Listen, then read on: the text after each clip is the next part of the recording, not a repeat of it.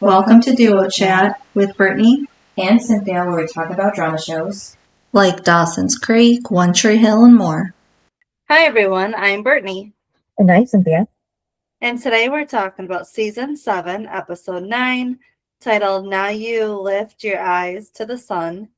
Air date November 9th, 2009, and the synopsis is: Millie returns to the stage. Brooke believes she might be pregnant, but is conflicted on how Julian will take the news. Julian finishes a script with Alex. Rachel and Dan arrive back in Tree Hill, but his hope reunion with Nathan doesn't happen. Mouth meets Rachel, and he tells her to make up with Brooke, but Brooke isn't having it. And then Millie, whose desperation to be liked by the public, is putting her in a downward spiral. Elsewhere, plays tactics with the Charlotte Bobcats, and Nathan's contract fail when they sign another player to fill Nathan's spot. So, and then before we begin, too, I remembered that I said episode 10 was literally this episode, but I somehow skipped it. So that was episode 8. And now we're on 9, so 10 is the next episode there. Yeah, I just caught myself on that earlier today. And then also forgot to mention last recording that this is now second episode back after 3 episodes I was gone for? Not sure. Okay, well, I think it's 3. But anyways, I guess you could say I was like on a little, what's it called? When you take off work, isn't bereavement? How you say it? Yeah. Yeah, that thing.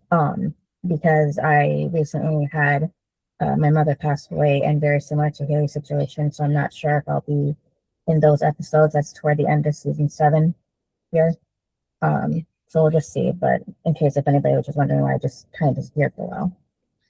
But yeah, so then this episode starts off with Julian, asleep on the couch because he was reading Alex's script.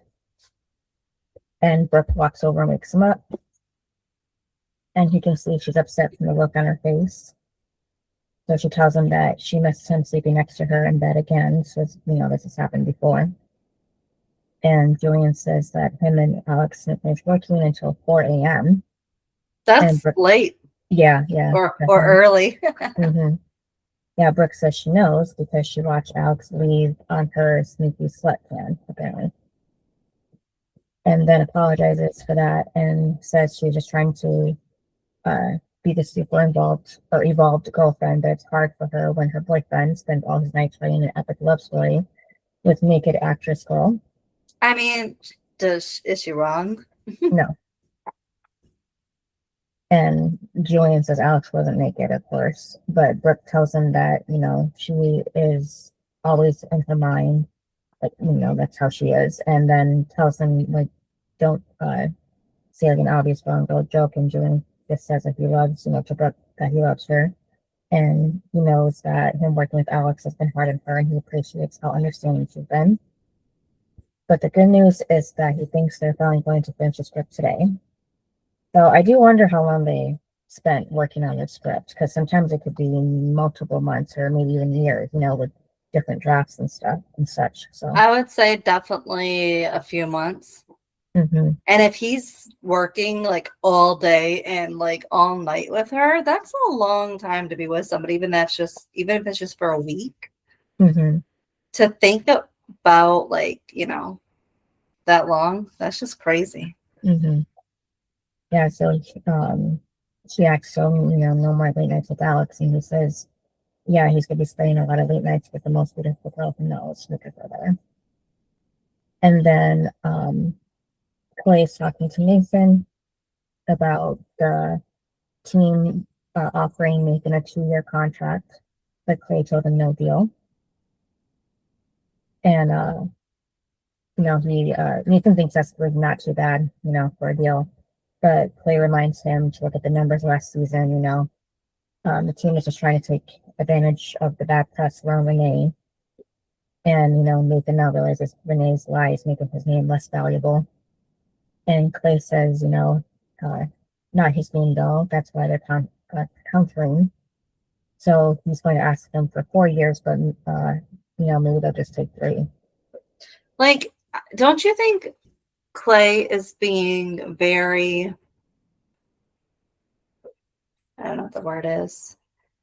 Like, Risky? what? Risky?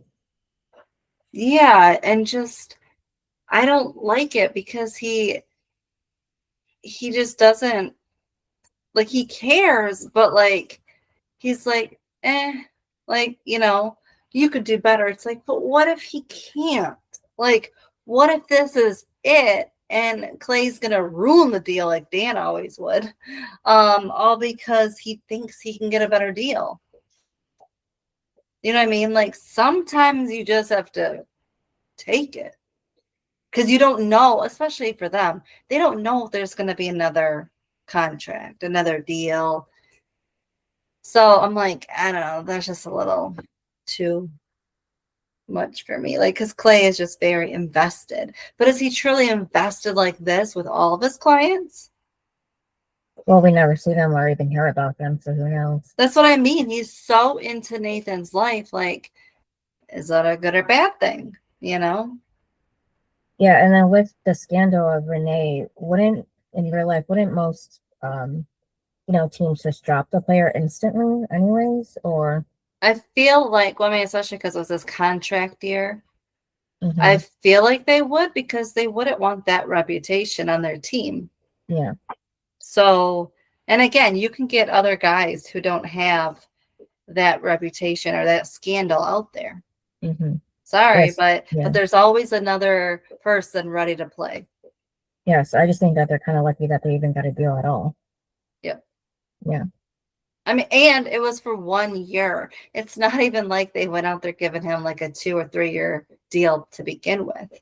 It was only 1 year. So Clay isn't that good. No, it was 2 years that they were offered. No, I'm saying the first time around. Oh, yeah.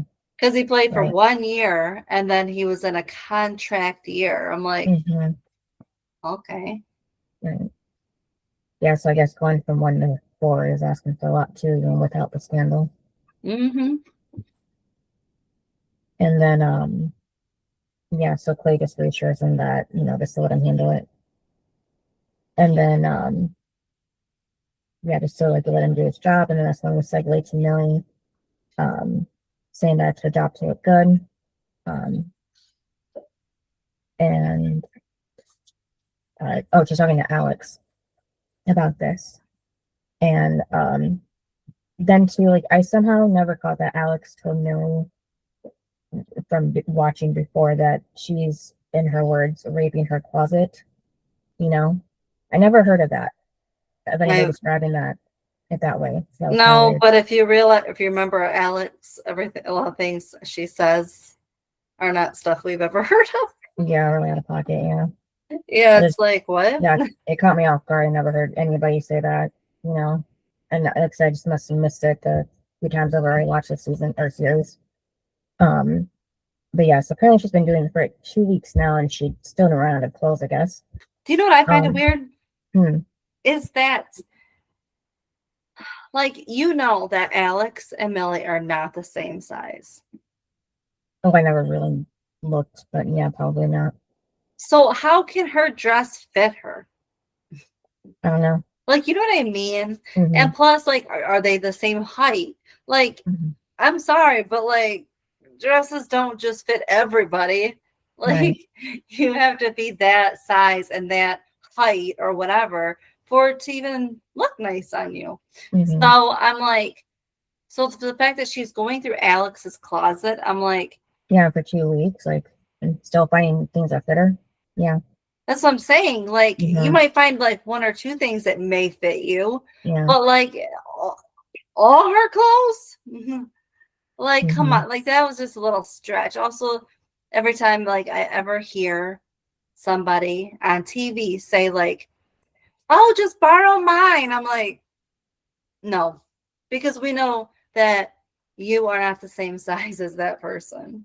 I'm like, it always annoys me because it always happens in like movies and shows. And I'm like, yeah, we all know you can't fit in the same outfit. Right. It is a pet peeve of mine. And then, Alex is annoyed, telling Millie she should be wearing clothes of her bros, not her. But Millie says that she's already, she's been seeing all of her clothes of her Rose clothes. And Alex even asks what about the new ones that Brooke's been working on. And Millie says that Brooke isn't done with that yet. Plus, super uber assistant Calliope is starting it like a Virginians in her quote unquote the JJ. Don't hear that a lot. But I'm kind of surprised that she mentioned Calliope just because I forgot about her because we only saw her like once, right? Me too. I mean, I remember Brooke had one. I just didn't know her name. Mm-hmm. Yeah, I remember her name. Just completely forgot she was supposed to be Brooke's assistant that we never see. But well, yeah, and I forgot what she even looked like. Oh yeah. And yeah, so basically Millie's trying so hard to like upgrade her clothes. I'm kind of surprised it didn't like go farther than that, just like, from the clothes. Like it didn't like go like deeper than that. Like she might think of getting something done, or changing something like that much, drastically. Yeah, like I need Botox or facelift. Yeah, anything, yeah. Yeah, nose job, all that. No. Yeah. And then Alex says she just, wants to sleep, so they sit it out. And Millie says, she missed the party last night. And Alex just has a very interesting vocabulary because she uses her own made-up word here that I'm quoting her on, is lame-hearted. That doesn't even really work together, but basically she's just saying like it's just all the same people, paparazzi, porn, I guess. Even I don't know what part she's going in. And yeah, that's what Millie's confused about that part too. But Alex says it only happens in the VIP section apparently. That's all overrated. And of course she's missing the parties because she's working with Julian, which I think is a lot better, at least for her. And Millie then walks out in one of Alex's dresses. It's the blue one. And Alex tells her to score her some of what she's been taking. But she's, looking a lot skinnier now. And she looks better than her in it. And, Alex kind of looks sad after she says that, I've noticed. Well, Millie was thrilled to hear that. Yeah, she's like, really? Mm-hmm. Like, basically, say more. No. Right.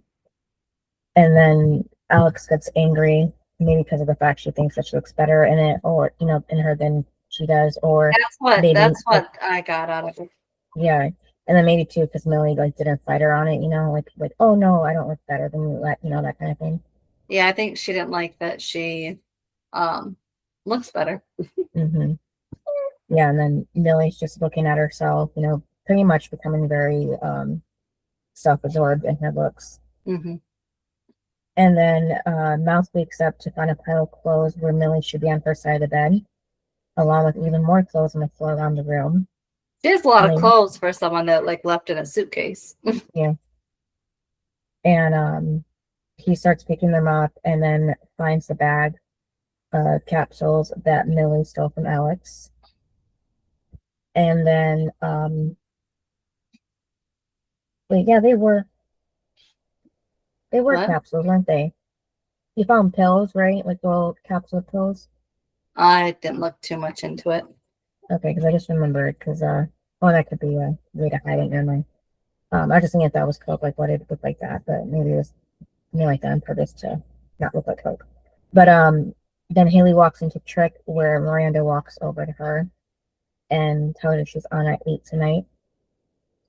And she can't even see the last part because the concert's free, so she hates that, they're losing money. And Haley says it, so Miranda tells her to say it one more time. She will wash her mouth out with soap. And she asks Haley how a free concert will help them get the album completed in time. And Haley says it only will if she explains to her the deal with, the schedule. And then tells her she wants to get out of the studio and just get some feedback on the new music. And Miranda said they will when the record is done and out, and the downloads will be making them money. And then she can perform anywhere free. That's the label approved, of course.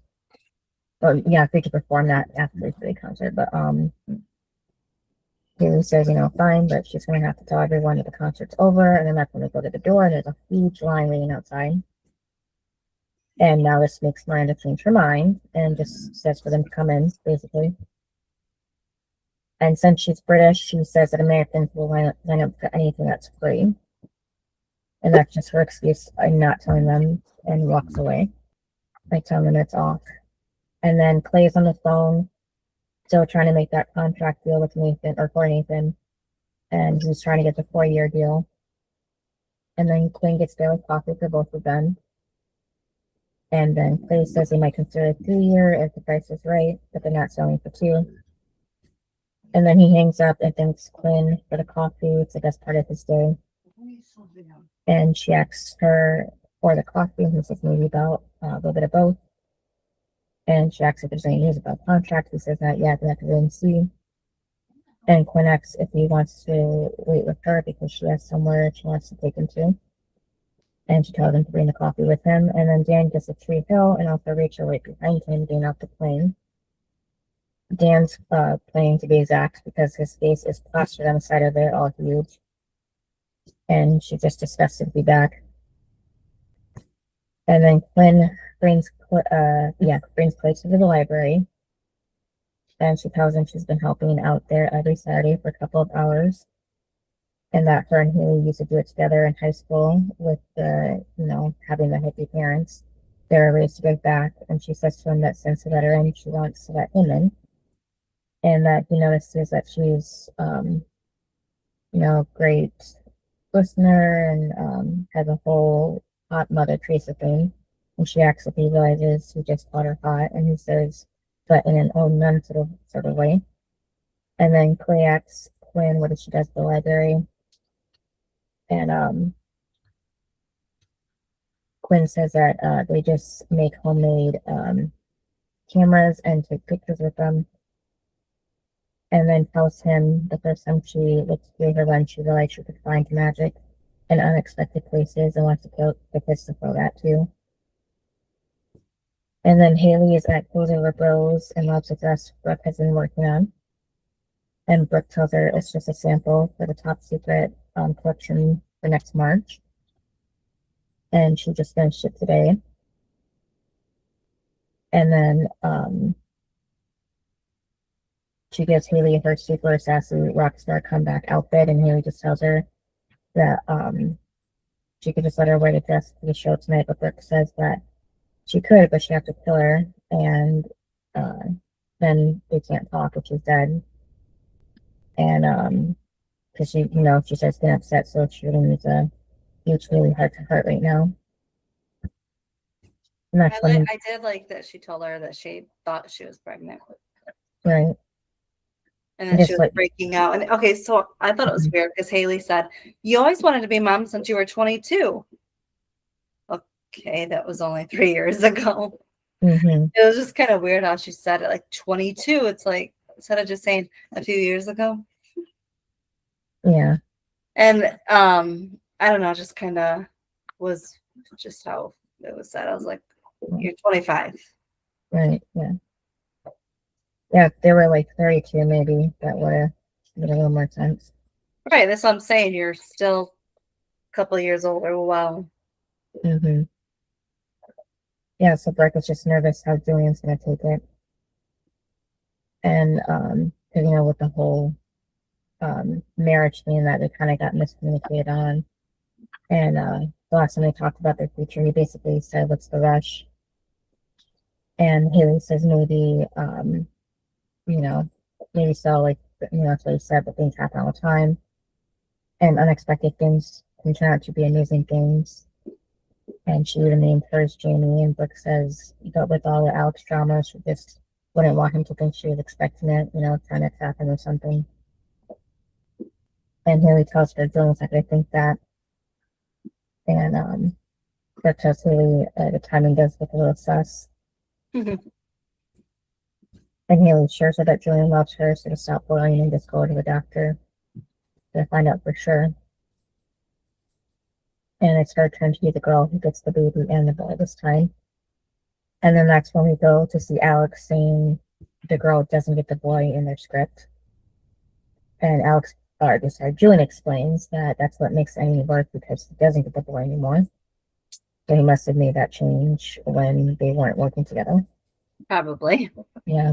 And Alex tells him, says the boy, not that he's the boy, just the boy who doesn't get that some sad girl that got here, doesn't want to spend money on a movie where the girl doesn't get the boy. It's not American. Yeah, it was weird because she said it's not American. I'm like, what? Yeah, I mean, I guess they describe American movies. And then he says the ending's perfect, just the way it is, and then announces they're done with the script to, ask what about the notes, and he says that they'll all work through, it's done. And now it's time to pick the script out of the nest to see if it can fly. And then realized his dad needs to say that, so it's kind of coming with him. And he just says the next thing we have to do is make calls and see if anybody responds to it. And Alex says that'll be easy because the script's really good. And then Alex says that she'll work on, scoring production offices with expensive water. And, he's so great. And Julian tells her they have to sell the script first before they can do anything else. And that could take months. And Alex is disappointed, knowing they won't see each other every day anymore. And Julian says, yeah, but this is a good thing.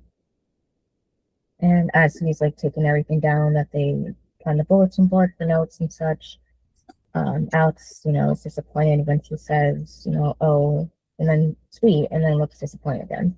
So just pretending that it's a good thing. Mm-hmm. And then Clay is on the phone at the park when he sees a boy playing basketball and is impressed.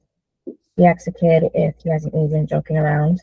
I liked when the kid said, "Don't need your charity." Mm-hmm. Just let the kid be. But Yeah. Clay's got to say something. Mm-hmm. I mean, I think he was just trying to, encourage the boy in his play. And then they do end up playing together, which I thought that was nice. Yeah, I thought that was cute too. Mm-hmm. And then meanwhile, Dan goes to see Nathan. And he says hi to Nathan. Yeah, and then Jamie sees him. Mm-hmm. Yeah, after he already shut the door. And then he said, I saw on the security camera. Mm-hmm. I was like, okay. Yep, so Jamie's the one that lets him back in, or lets him in, and the hug and everything, and then Rachel's there too. And then Dan, points Nathan to her, even though they already know each other. Yeah, you remember my wife, Rachel? Like, what? Mm-hmm. And then he said, he said, when you and, what did he say? When you and Deb are tired? Why did he say that? Oh, we're talking about high school. Oh, yeah, because of skills. Or tired of my high school class. I could rummage through some of my old middle school friends for you. I was like, oh my God. Mm-hmm. It was funny. Yeah, I thought it was kind of off that he called her Deb too, instead of just saying, when you and mom are tired. Yeah, that's why it threw me off, because I'm like, did he really say Deb? Yeah. I mean, we haven't seen her in a while, but they didn't end on bad terms or something. Well, and then Rachel tells Jamie, I remember when you were just a rumor in third period. Mm-hmm. And then it was just funny because Jamie's like, nice to meet you, Grandma Rachel. And her face changed. She didn't like it. It was hilarious. Mm-hmm. And that's what you get. Yeah. And then with Nathan too, how it's good to see him, and how it's funny because she used to want him to be her daddy, and now she's his mommy. Yeah, it's so creepy. Yeah. So yeah, she did deserve to get cooped back by Jamie. Mm-hmm. And then, Jamie's excited to show Dan his new room. So they didn't move again, did they? No, but he hasn't seen it from the last time. Oh, yeah. Okay, the last time. Okay.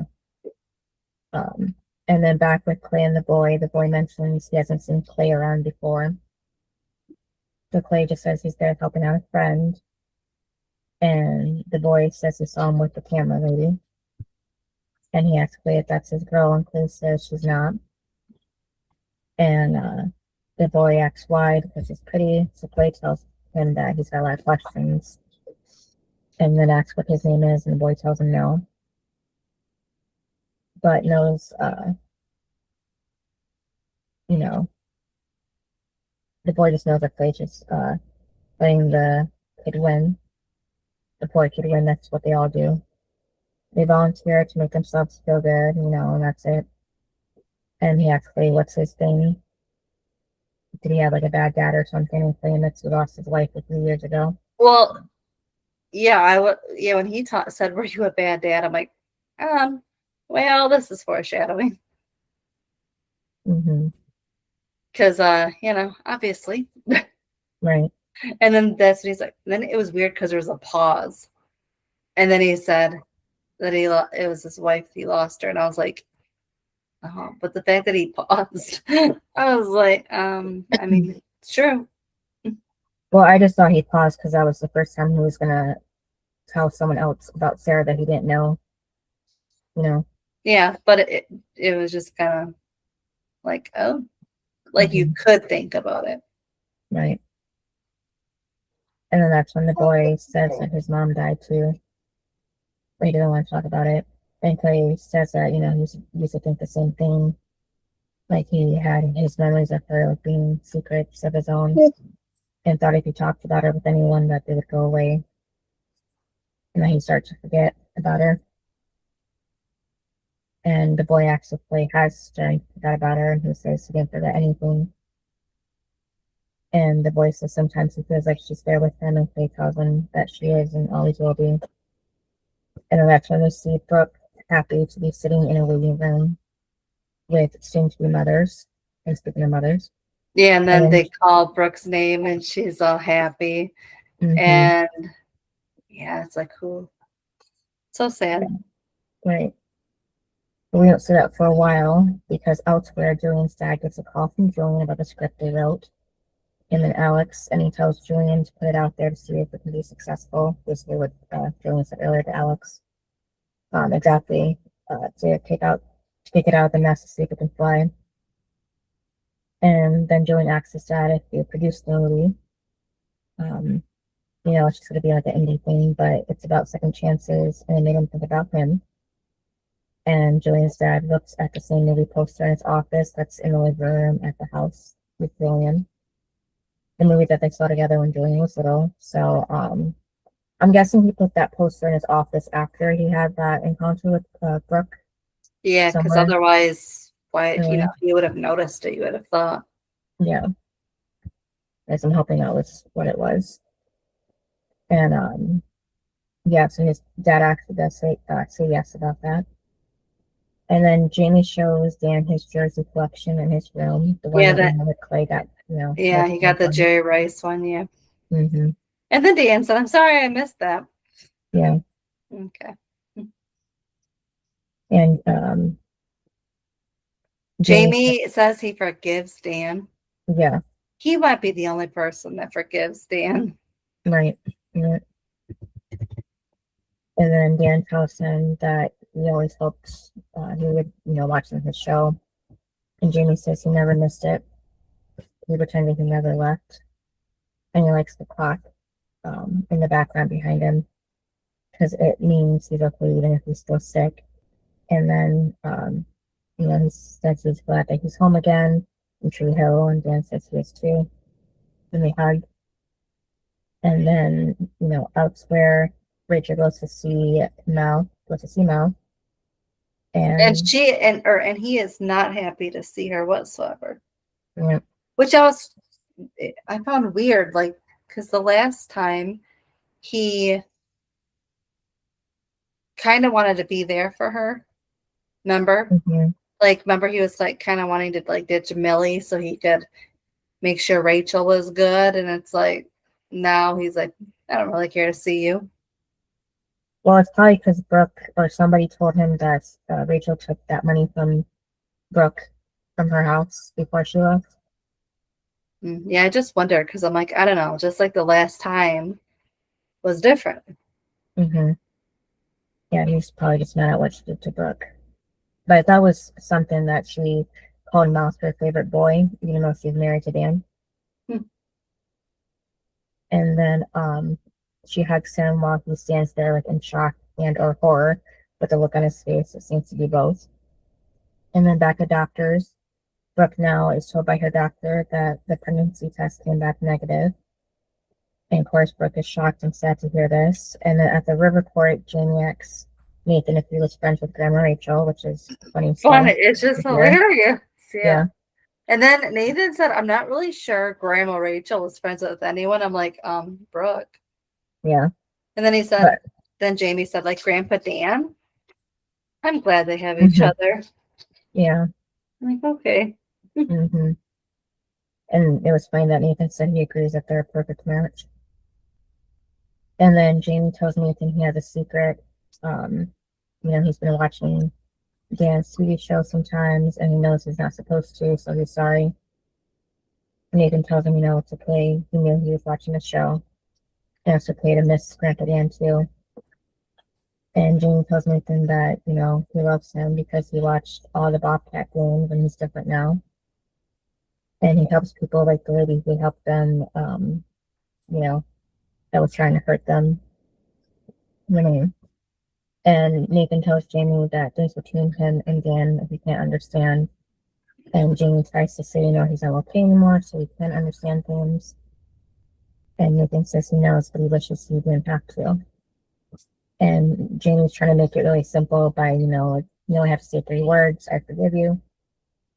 And then Mal tells Rachel now. Well, I will say, when he said that he's not a little kid anymore, I'm like, you're 7. You're still a little kid. What are you talking about? Yeah, well, when kids get to like a certain age, whatever number it is, they always think that they're like big kids now. I know, but you're 7. You're not supposed to know this information. I mean, he's still a very smart 7-year-old, but yeah. And then Mal asks Rachel how's life in LA. And she says it's great because you can be anybody you want there. Anybody want to be there. And then he asks who is she, and she says Rachel Scott, all proud because she's like rich and everything. But then she says she's Dan. She says Dan's ex screw up of a wife who has changed her life with positive words of Dan Scott. It's genius. And Mal sees that Dan helped her step into the light and get herself right. And Rachel says Dan helped her step into the light and get herself a personal trainer, driver, and a black card. So yeah, she's getting a whole bunch of benefits. Yeah, because he's got money.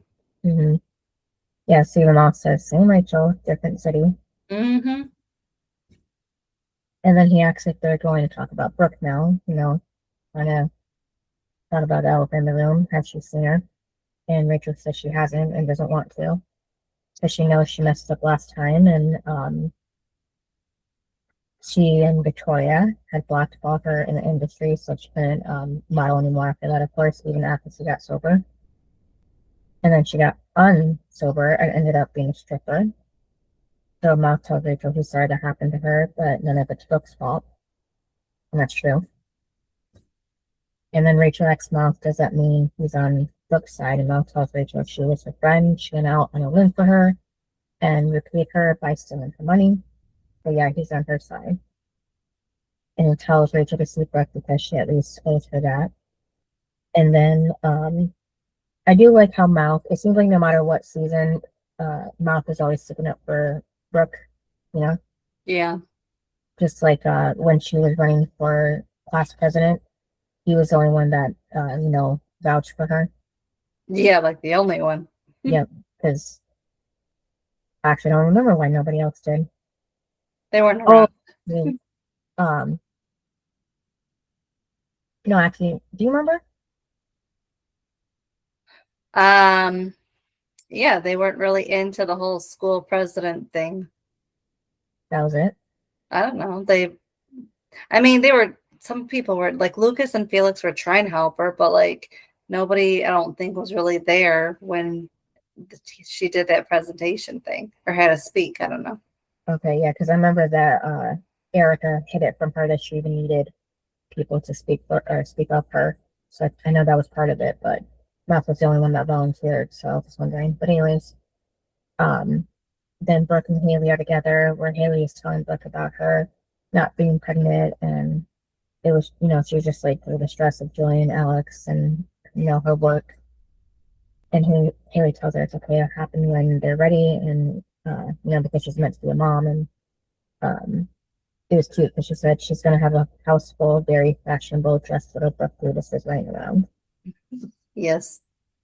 And then in the dark room, Quinn shows Clay her workspace, and she teases how they can't tell all, like they can't all have pimped out beach houses to hide in like he does. And Clay tells her she's the woman whose cave is in an NBA player's mansion. So I won't say too much about that. So she had this in Clay's house? No, Nathan and Haley's. Oh, this one? The room? Yeah. And that's why he said have her her little hideaway in the NBA player's mansion. Yeah. And Quinn says she's been thinking about going back to her artist roots, where you have cranky old apartments with creepy floors and character, because they make the best caves. And Clay asks if that means she's staying in Tree Hill, and she says she will for a while. It's home, and she likes being there. Plus, the company isn't horrible, meaning him. And then she hangs up a photo she took of Clay and that boy earlier, and he thinks the photo is beautiful. And she basically opens up to him about how she feels about taking photos. And then he gets a phone call and hopes it's good news.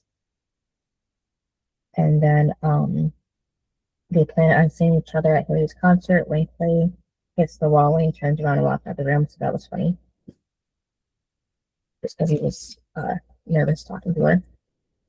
And then Julian is on the phone with Alex, telling her they're not working tonight.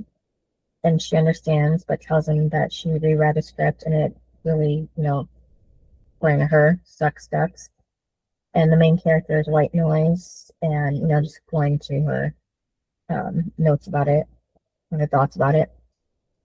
And Julian tells her the script is great, so there's nothing else to do, just to trust herself and the work within. And she tries to argue about that, but he cuts her off and says he has plans with Brooke and has to go. And then that's when Alex admits that to Julian that she's never been good at being alone. But he doesn't understand that was a cry for help, at least, because we know what happens later on. So just to drop it or stop it and go live her life. Yeah, but she shouldn't make her happiness about a boy or about a guy. Mm-hmm. You have to find that within yourself. Right, yeah, but we don't really know much about her life too much before we meet her in Tree Hill. Because it seems like, because you don't want me now, like that kind of thing. Right. Which he shouldn't run to her aid just because of it. You know what I mean? Like, she's got to grow up and realize her world does not revolve around him. Mm-hmm.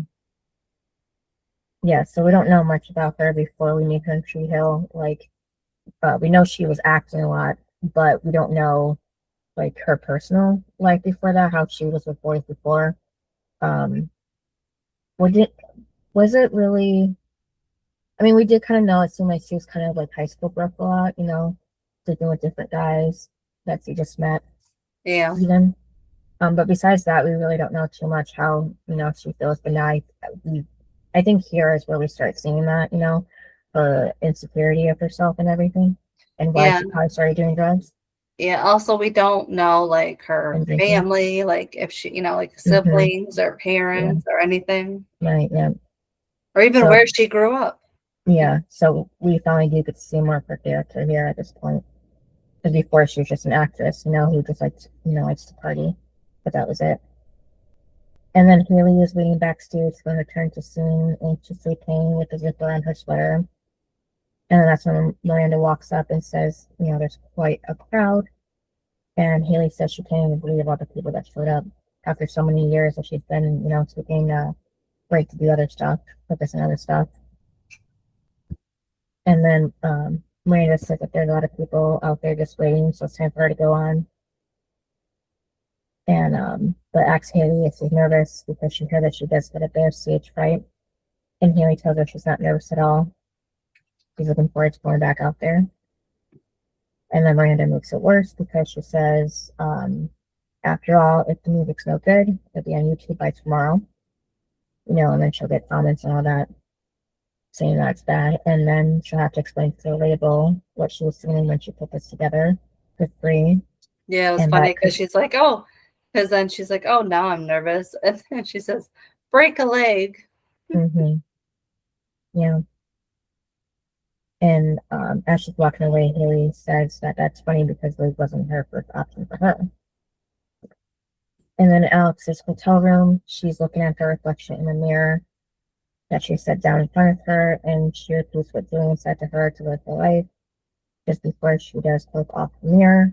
And then that trick with his drinking, and Julian walks up and tells her he hopes she just orders champagne because they're all celebrating tonight. And just then Alex calls him, and he goes to take the call, disappointing Brooke because he just got there, of course. And Alex has his attention already.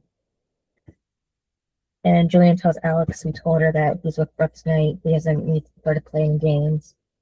But she's crying now, saying she's not playing a game. And then honestly admits that she found coke in her suitcase, meaning she didn't do it, and decided to trust him enough to reach out about it. So it looks like she was going to do it before, what I said before, but she actually didn't. I forgot about that. And she tells him, got my phone again off my lap. And she tells him she hasn't done anything yet and just thinking about it. And yeah, just doing that eventually. Just don't think about it. Yeah. So she cries for him to come see her. And Julian thinks about it before telling her not to do anything and that he's on his way. So when he hangs up and looks for Brooke at the bar, she's gone, so he knows he messed up. Like how Alex said how she was afraid of messing up herself with her sobriety. And then elsewhere in the club, Clay walks up to Nathan at the bar, and he sees his smile and tells Clay he hopes that means that they, had a good deal. Or, it's a good thing about the deal that he heard. And Clay says he has been hearing good things. And Nathan says good because he didn't think he can take any more bad news. And, he doesn't go into it, just saying it's family stuff. And then that's when Chase walks up to them. And Clay tells him he's in a good mood, so he's going to have what's called a Tasty Blue Brain Blaster. And Chase tells Clay he could have told him that they sucked, and Nathan actually said that, but Chase knows they suck. They all do, all his drinks. And that's why from now on, he's just the bar manager, which we will hear a lot throughout this season, at least, I think, right? I think till the end of the series. Yeah, I think maybe at least 2 seasons, he keeps saying that. Mm-hmm. And then that's when Chase introduced the guys to Grubbs, the new bartender. That has to be a nickname because I can't imagine a person actually being named Grubbs, but either that or it's like his last name. Maybe because if it's a nickname, we don't hear why that is, so I don't know. But apparently he can guess people's drinks too. So he says Clay drinks, a shot of tequila, chilled, and a beer, and then imported all the details. And then changes his mind and says hip domestic, and Clay says that's impressive. And Chase says Grub sucks, because he's, such a show off about that. And then he, Grubs gets the guys their drinks, and Nathan makes a toast to Clay for his hard work, and to next season not being a contract year. So, what does he mean not a contract year? Does he mean more than that? He's talking about multiple years? Is that what he meant? Yeah, the contract year means you're up and anybody can trade you, but also nobody can. If nobody touches you, then you're just off the team. You don't get chosen. Mm-hmm. So it just means you hope that somebody wants you, otherwise you're never playing again. Okay, then. And so he's hoping to get a 2, 3, 4-year deal where he doesn't have to worry about that, where he's safe until he's up again. Mm-hmm. And then Clay walks over and Clay has Grubbs ask for a drink order, and Grub tells them white wine is going to make them both happy, and Clint says Grubbs is better than Zelda. And but Clay doesn't ask who that is. And then Haley now gets on stage and she tells the audience it's good to be back. and that she wants to show them some new songs, so she sings Maybe. Meanwhile, Brooke stands off to the side to talk to Julian on the phone, who tells her he's going to see Alex at the hotel. He explains she's in trouble and that he's sorry, and Brooke isn't surprised Alex called him. And Julian says he didn't have a choice. She said she found some cocaine and thinks she might relapse, so he can't leave her alone. And Brooke says Alex is an actress, so he can't trust her. But Julian promises he'll get back to Trick as soon as he can. Yeah, I didn't like the whole thing. Yeah, I mean, I can see both of their sides, so, either But way. he's really gonna just rush every time. Like, I mean, yeah, this is the first time, so, yeah, after this, Brooke has a right to even end things if she wanted to. like they're not best friends where it's like, okay, I need to be there for you, right? No, they Yeah. just met. And they're more like co-workers than anything right now with the script. Right. So, like, your time is over. So move Right. on. Yeah. Also, the love of your life hates her. So why? It's just annoying. Right. Yeah, you think Julian would like call Millie or even like maybe Brooke's assistant to go see her or something, or Well, I think Millie has other things on her mind. right. Or maybe find Alex professional help or something, possibly. Mm-hmm. Something. And then so then Haley's still singing when Millie gets there. And Mouth asks her where she's been because she's late and she never picked up the phone when he called. She explains she had to drop by work for a second, and she asks him if he likes the dress she's wearing. That's why she went to work. And then he tells her that she looks great, but she always looks great. And Millie says he always says that calling him Mouth. And he catches that and points it out to her because she usually calls him Marvin. And then Julian gets to Alex's hotel room and she cries in his arms before he can even step in the room. And then back at the club, Brooke spots Millie wearing the dress, and she's mad, of course. But Millie happily tells her that she loves it, and Brooke reminds her that it's not supposed to be released until next summer. So unless she magically went to sleep for a year, she needs to explain to her why she's wearing it tonight out in public here. I loved when she told her, Millicent Huxtable, that dress needs to leave this bar right now, on or off you. Your choice. Yeah. It was funny. Yeah, so Millie felt entitled to the dress just because she's the face of Clothes Over Bros. But did Brooke even call her that? I can't remember. Or is she just assuming that she is? I mean, just because you're the model of it doesn't mean, because Brooke is the face, I would think. Yeah. I mean, she was for a while because you did see all those magazines and big bulletin posters of her, I believe. Yeah. And there's one in the airport that we saw. Yeah, so Millie, of course, doesn't see what, the big deal is. It's just a dress, and no one there is important anyway. Like that makes a difference, yeah. Yeah. But then it seemed like Mouth took that the wrong way because she meant like someone who would be like in the fashion industry, like that important kind of way. But then Mouth it seemed like he mistook that for like nobody important to her. Did you see that, or was that just me? No, I mean, he even said like California, New York, like sort of thing of like, oh, like those people. I mean, he pointed it out. No, I feel like it's true because it's like, oh, so even like none of us regular people are really matter. It's only the, people that can get you the photographers and everything in California and New York. Yeah, how she said it was how I would have taken it. Of like, just because you're in a small town, what means that you are better than everybody else? What? No. Yeah, so they had a big argument about that.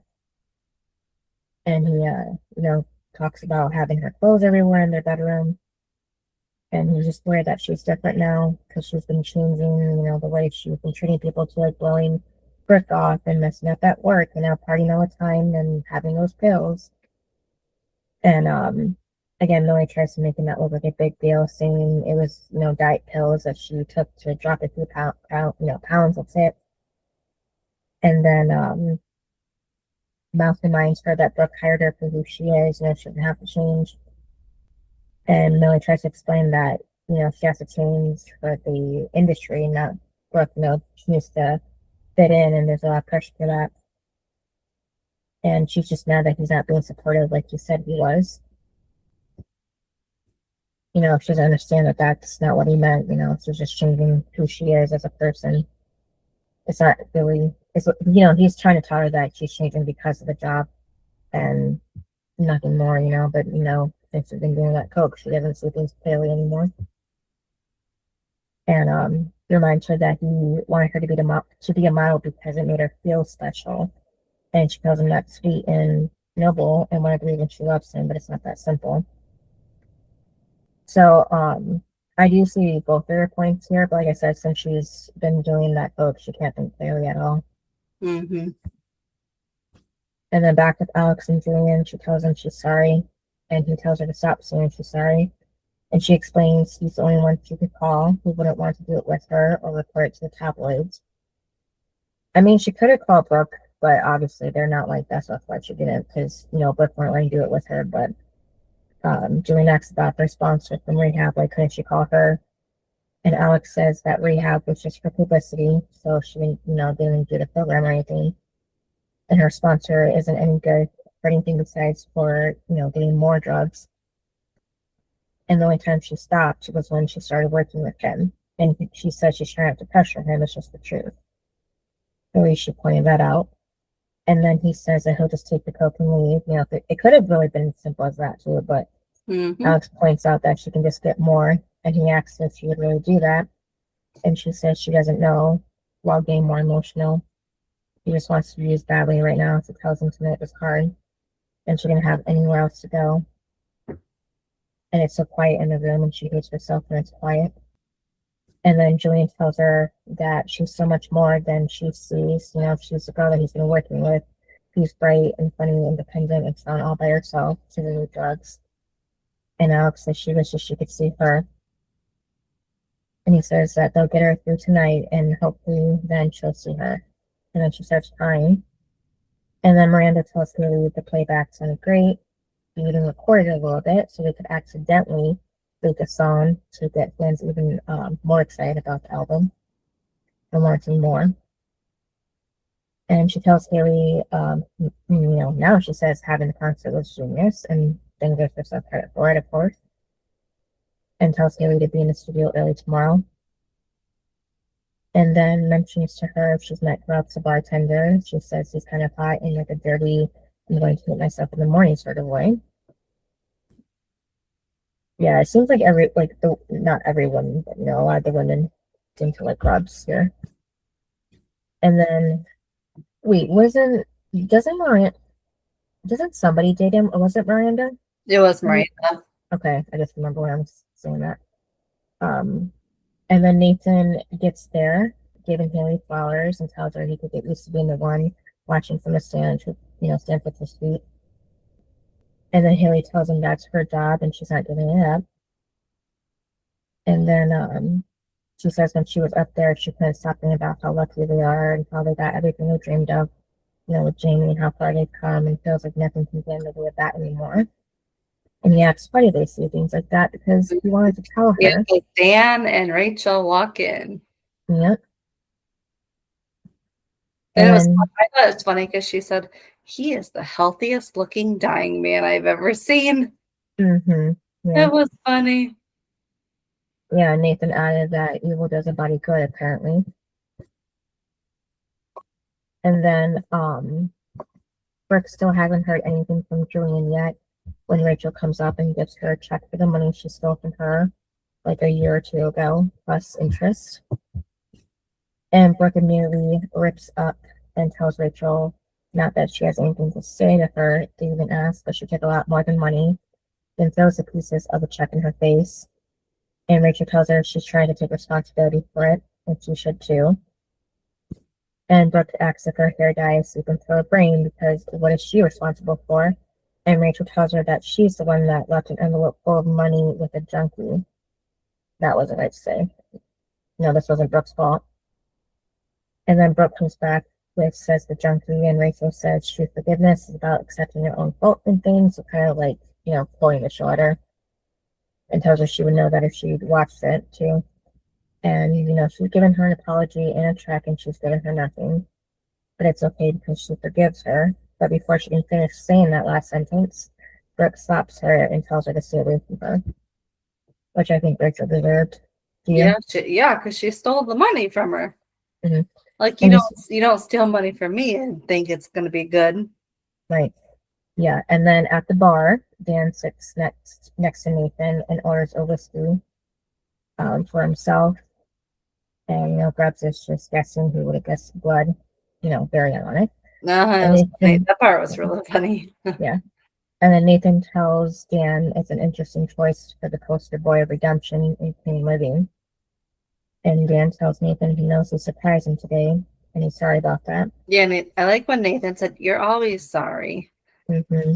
And I did like how he was calling him Dan, but it is true. Dan is constantly saying that he's sorry, but like he doesn't actually. His actions don't add up. Mm-hmm. Yeah, he doesn't change. Yeah. And then he said, Lucas said, and I'm thinking you should cancel your plane ride to ask Lucas too. I don't think that was in his cards to go and talk to Lucas at all. Mm-hmm. Yep. Yeah, I wonder if Dan wouldn't have tried this guy with Nathan if it weren't for Jamie and his existence, I think he would because Nathan was his son that he raised. Like prodigy. Like he just idol. Yeah, he just had this different relationship with Nathan that I do think he would have. Yeah, so Dan tells him that he thought maybe things would be fixed between them if, he helped out with the Renee situation. But Nathan tells Dan he did that for himself, not him. And Dan tells Nathan that he did it for both of them. And Nathan says he already told him thank you, and then says again that there's never going to be, a golden ticket back into his life. He'll tell again for Jamie, but he said to him, the moment Keith died, he died, and then walks away. But he said that before in season 4. He told I guess the moment Keith, like the moment you killed him, Mm-hmm. I'm like, you already said that. I think it was just to remind Dan, like, nothing's changed, like, trying to help out with any of my problems isn't gonna, like, get you in the door, that kind of thing. And then Quinn walks over to Clay at the bar and takes this beer and tells him it's like watching an antelope at the watering hole. And Clay says that this antelope hasn't hooked up at the watering hole in weeks. There's a nun that's been hogging all his time. And Quinn jokingly apologizes for messing up his game. And Clay says it's okay because the game's getting old. And then he thanks Quinn for today, taking him to the library. They got him out of the house, and the kids were good, for him. And Quinn says it's about finding magic in unexpected places. And then she asks him if he's gotten that call that he's been waiting on, and he says not yet. But he's done a lot of deals like this. So that's why he was assuming things before. But silence is just one of the tools that'll work out, he says. And Quinn then tells him that she should be going because she has to be up early and bring coffee to a friend of hers. And it kind of depends on her. And then he says the night's over. And then Brooke gets home on the phone with Julian, kind of upset he's not home yet. And is still with Alex. And Julian explains Alex is all alone and he needs her. And Brooke points out that she's all alone too. And Julian tells Brooke that she knows he loves her and he doesn't think he should leave yet. He's worried about her. And Brooke tells him she's worried about him too. But he should do what he has to do. And then he hangs up the phone. And then Dan is seen at the bar at Trick and Rachel comes over. And he tells her he used to think Nathan will let him back in. And and all she wants to do is go back to LA. Yeah, she doesn't. Yeah, she said, let's leave these small people in this small town. Mm-hmm, yeah. I'm like, really? Yeah. Yeah, her living in, California now makes a lot of sense. The kind of person she is, Mm-hmm. Because, I mean, with people in general that have money, they can just go overboard and just think of themselves better than a lot of people. And then, but it's not even her money, it's Dan's money. But, she doesn't care about that. And Dan says the small town is the closest thing they have to home. He's not running from it anymore. And neither is she. And she asks who's running, and Dan tells her she is. They both are. And he's not leaving until he gets what he came for. Yeah, and she said, "What's that? Redemption?" Mm-hmm. And it might be there for a while with the way Nathan feels about him. And then Quinn and Clay are on the beach, and she's trying to convince him that there's a face on the moon, and he jokes like he sees it and says the moon is made up of cheese too. And Quinn tells him he sucks, and he says she backs him up. He hasn't laughed so hard in a long time. And he asks if she wants to go for a swim, even though she's afraid of the water. Do we ever get that information, like she's afraid of the water? Like, was that ever revealed? Yeah, I haven't seen it. Yeah, that's why I'm like, did I forget something? Like, did she bring up a story of when she almost drowned or something as a kid or something? Like, yeah, I don't know where that came from. He tells her that, he tells her, like, what if he's afraid to, and then she says, says she'll play the game. And she asks him what is he afraid of, and he answers to move on and to feel something for someone new. But he started being afraid, and that's when he kisses her finally. And then tells her there's so many reasons that he shouldn't have done that he's waited so long. And she says she has Julian to kiss again. And then Julian supports Alex as she dumps the Coke from her bedazzled container into the bathroom sink, but when she goes to do it, it's empty already. Yep. So then it looks like she got him over here on purpose, which I will say I do think it was obviously Millie that did it. Mm-hmm. And it just right now is making Alex look really bad. Yeah, didn't we see her take it already? One time? I know one time we did. And I guess Alex, well, she did say she hasn't used it since she worked with Julian. So I guess Yeah. this is like her first time really truly seeing it. No, that was the pills she took.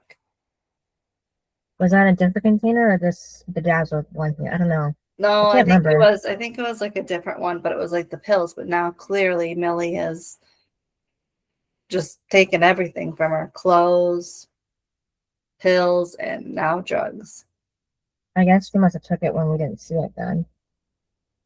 But I thought, like I said earlier, I thought that's what the pills were. It was the Coke disguised as pills, little capsules. So I'm not sure. Because she said all Anyhow. she's taking is pills right now, so Mm-hmm. so I don't know. But clearly she took that too. Yeah. And then, yeah, so even Julian checks it and yep, it's empty. So he thinks, yeah, like you said, she's been lying. And he tells her she gave a nice performance because, Brooke said earlier she's an actress. And she tries telling him she wasn't lying. It was for the last time she checked, but he doesn't listen and storms out. And then that's when we see a line of Coke in a mirror with a rolled up dollar bill, and it's Millie who snorts it. So we know that she did take it at some point. And then elsewhere in another bathroom, Brooke is looking at her reflection, upset and acts like she can't be the girl who gets the boy and the baby. And throws her birth control pills Mm-hmm. away. Yeah. And then Haley tells Nathan that things. Oh, so that was signaling that she can't have kids because why else would she throw it away? Because she didn't tell. Yeah, because she didn't tell Haley that, right? When they're talking. I thought she said she couldn't. She might have. I can't remember. Yeah, but either way, it's still sad. And then because I mean that could have even been maybe a signal that she's gonna break up with Julian too. So it could have been both things. Mm-hmm. When people were watching this when it first aired, either way something bad's gonna happen that we see later. And then Haley tells Nathan that things with Dan is going to be okay. He can't hurt them anymore. Nathan knows that. And then Haley asks him if he wants an encore performance. But then they hear on the TV that Nathan was passed by the Bobcats and instead chose Derek Daniel. And the reporter says that this is bad news for Nathan, who is going to have to find a spot elsewhere, if at all. Nathan turns off the TV. And that's how it ends. Yep, not good. Mm-hmm. Which means Clay did not do his job. Yep. So for me, the high, I liked Haley performing. Mm-hmm. I liked seeing Clay and Quinn on the beach and like they were happy. Mm-hmm. The low was Alex and Millie in this whole episode. Right. What about you? Yeah, the high was Clay finally letting Quinn? Quinn in. Yeah, I forgot her name for a second. Letting her in, after he was fighting so hard against it, with the guilt of Sarah, how he thought he was going to erase her if he did that, and was just afraid of love again in general. And then the bad or low moment was Millie, just kind of messing everything up with Brooke and wearing the dress, and then Alex, making her look like a liar in front of Julian, And then rating. I would rate this an 8.5. I liked it. Yeah, I was gonna say 8.5 too. Oh, look at us. Mm-hmm. And then who was your best and worst? I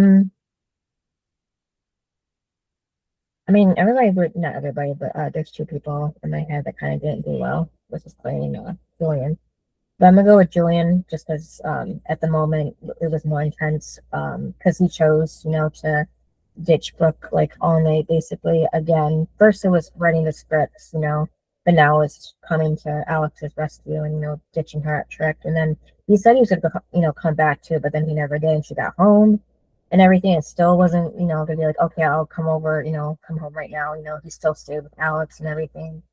And then at the end, he kind of made it look like, he was an idiot for staying with her when she didn't even have it, the coke. So it was just bad all in all like that. So it's like he was the best and the worst. But it was nice for Alex to have somebody that she could open up to about her addiction like that. So it's like he was doing bad and good with both of the girls. So to me, he was just the best just because of that, even though he, can't make that a habit that often because he's messing up his relationship with Brooke. So just right now, he was the best for me just because of that, the first time, helping her out. And then the worst is Millie, because like I said before, she just messed things up with Brooke and her dress and her relationship with Mouth. And then, messing things up with Alex, with Julian, and then just hurting herself too in the process of hurting everybody else. So yeah, that's good. Mm-hmm. So for me, the worst I picked was Julian for that. Mm-hmm. Yeah, and then the best I picked Haley. Okay. Because I like that because remember, she always does get nervous and everything.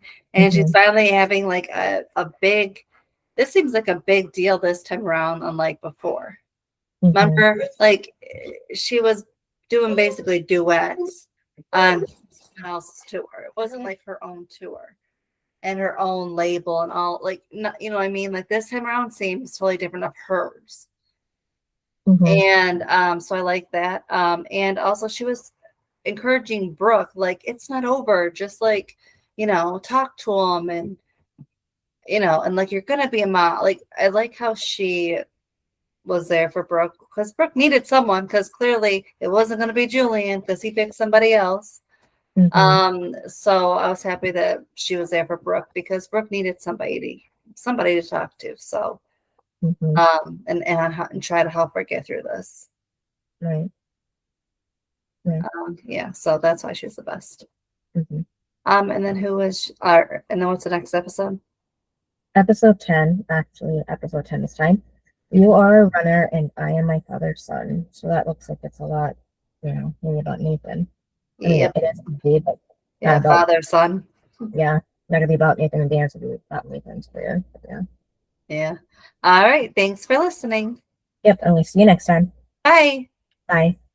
Thanks for listening to this episode of Duo Chat. If you want to chime in with your opinion about the episode and the show we discussed, you can email us at duochatpodcast@gmail.com. And to keep up with updates about the podcast, you can follow us on Twitter, Instagram, TikTok, and subscribe to our channel on YouTube at Duo Chat Podcast. And give us a review wherever you listen to podcasts. We would appreciate it.